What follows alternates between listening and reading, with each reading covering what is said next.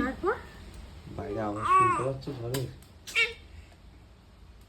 কি ঝড় হচ্ছে ও, বাইরে কি আওয়াজ হচ্ছে।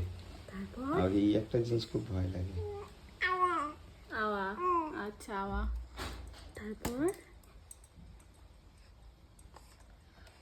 তারপর বলো বলো বলো, আমি গল্প শুনছি, আমি এবার কান্না করবো কিন্তু।